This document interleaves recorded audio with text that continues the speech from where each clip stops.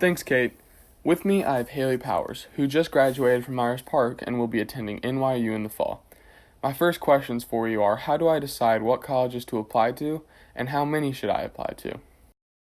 When I was applying for colleges, I really just looked at schools that had programs in things that I was interested in because I was really confident on what I wanted to pursue in college. So I did that, and then I also went and visited a lot of colleges, which I feel helps a lot, and I know not everyone has the opportunity to do that, but if you do, I would definitely take advantage of it because just getting a feel for the college campuses I think is really important, and it really helped rank the colleges for me. That was a really big deciding factor, but mainly I just looked at what colleges specialize in the things that I wanted to do, and based on those interests that I had, what colleges really helped put their students on a good career path and really help them out of college, because that was really important to me too. So I applied for, I think, 7 colleges, and I kind of wanted some diversity in the colleges that I was applying to. I kind of applied to schools in the state, out of the state, in California, just kind of all over because I wanted that diversity in the range of colleges that I was applying to, and I applied to colleges that I was pretty confident that I was going to get into, and colleges that it would have taken a miracle for me to have gotten accepted into, but I just didn't want to close any doors in terms of opportunities. I would say, personally, my belief is I wanted to have at least 5 colleges, just in case. I'm just the type of person that likes to not leave anything up to chance. So I would say for me, it was at least 5, and I ended up applying to 7, which I really felt was a good number because it leaves you with choices at the end of your college experience for which one you want to go to, which I really liked, that I wasn't boxed into one college. Thanks. And some people are super involved in clubs and sports. Is there a number for how many extracurriculars I should do? So my freshman year, I was kind of all over the place with extracurriculars. My parents had put a large emphasis on beefing up my college resume, and I think that was helpful because I got to figure out what I really enjoyed and what I didn't enjoy, and I kind of found what I was wanting to do and what I wasn't wanting to do. And I would say you don't want to be doing no extracurricular activities, but I don't think you need to be doing like something every single day of the week all the time. I think as long as you show that you're really interested in what you're doing and you're really passionate about it and you stick with it, then I think that's what's most important. I think that shows a lot. Okay, so is it better to do lots of different activities or focus on a couple and do them very well? I ended up focusing on a couple, but I feel like doing a lot of activities is also helpful, but for me, my experience just wasn't like that. I ended up joining the Myers Park newspaper 10th grade, and I found that I really, really enjoyed that, and so that was really my main extracurricular, and I tried to show that I was really involved, and I ended up being an editor, and then I was editor-in-chief, which I think was really helpful. But I tried a lot of extracurriculars throughout the years, and some of them I just didn't enjoy, and I found that it wasn't going to be as helpful to me personally or my college experience if I was forcing myself to do things that I didn't like to do, because the impact that the extracurriculars that I took made on myself and that I made on those extracurriculars was so much larger with the ones that I really enjoyed doing. And it helped me not only with my college resume, but helped me find a community of people. And especially newspaper, I found a lot of older students that really helped me out and just guided me throughout high school, which was really helpful. So in my opinion, I really feel that finding a few extracurriculars that you're really passionate about and you're really invested in is so much more helpful in the long run than just doing lots of extracurriculars. Thanks for answering my questions. Let's head over to Alex with some more frequently asked questions.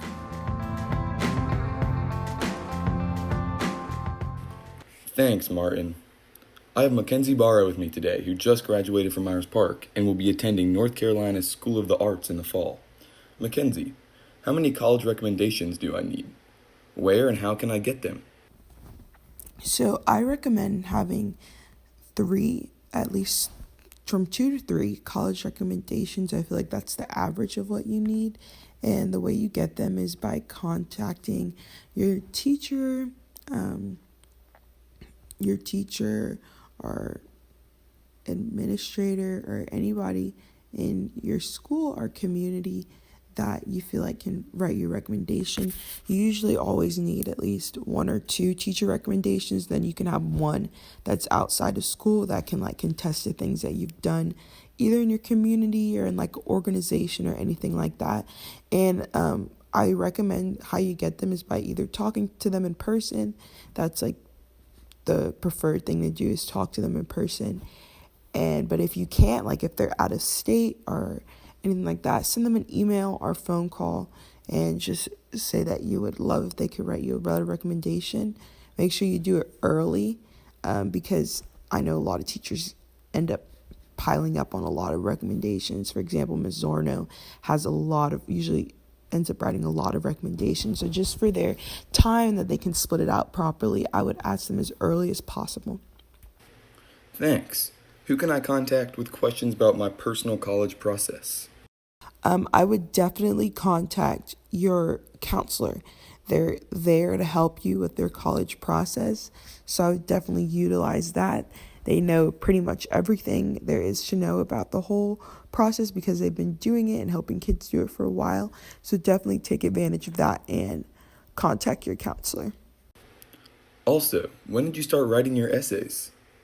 Um, I started writing my essays a little bit late, like into the school year, but like in the fall of my senior year, so first semester of my senior year. But I recommend writing them as early as you can, probably the summer before your senior year, so then you don't have to try to balance schoolwork and writing your essays.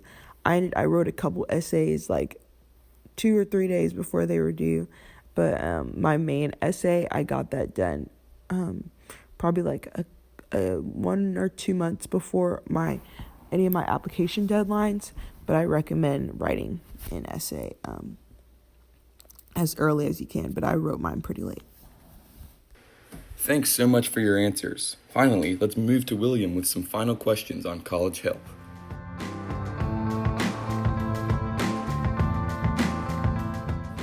Thanks, Alex. I'm with Cam Peterson, a Myers Park graduate of 2020 who will be attending University of North Carolina Chapel Hill in the fall.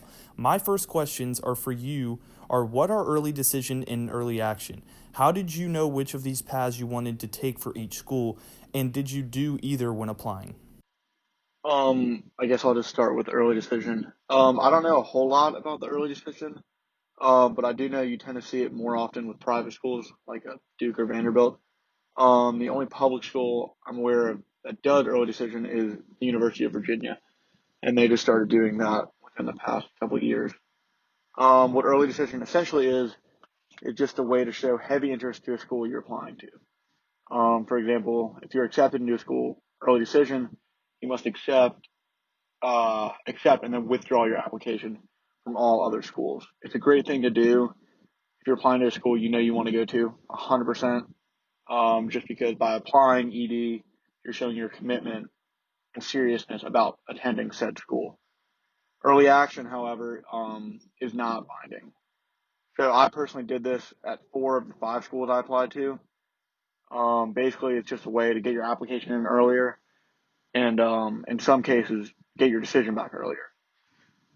If you feel that when October rolls around, your application's pretty strong, you're not waiting on any test scores or your first semester grades, then I would recommend applying early action. However, if you're waiting on an SAT or ACT to come back, or you think that your first semester grades could help make your application a little stronger, then regular decision might be something you want to look into. How did you decide which college was the best decision for you? Yeah, I mean, there were definitely a couple of factors that played a part in my college decision. The first being just, how I felt when I was on campus, visiting the school.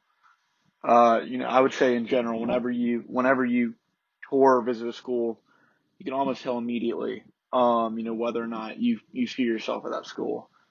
Another thing would just be the size. Like, I mean, many people do go into college knowing exactly what they want to do.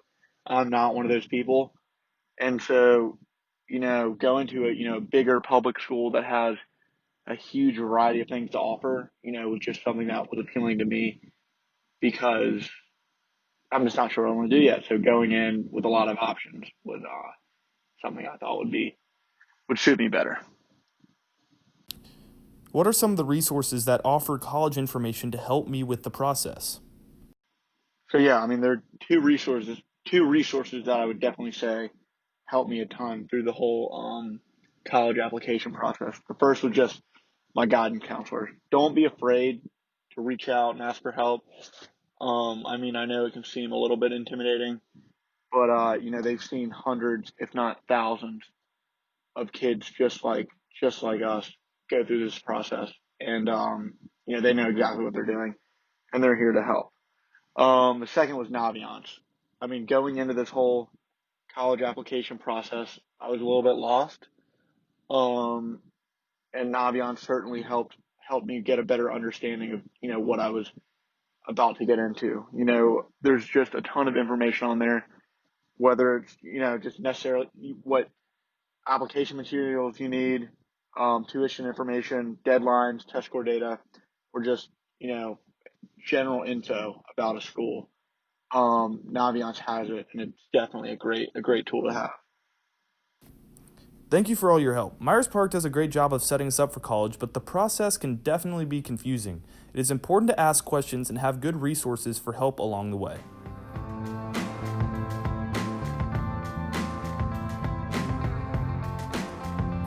That brings us to the end of our segment on help with the college process. If you have any further questions, you can DM the Myers Park Student Government page at MPHS_SG on Instagram. However, your counselors are the best source of information if you need help with the process. Also, make sure you're following our Instagram account to stay updated for more stuff going on at the park. That brings us to a conclusion of Season 1 of the Park Podcast Series, but our Instagram is always available for any further questions. We would love to hear from our listeners, so please DM our Instagram with feedback on how we can improve this series or what else you want to know about Myers Park. See you next year. Bye. Bye. Thank you for listening. Thank you. Bye.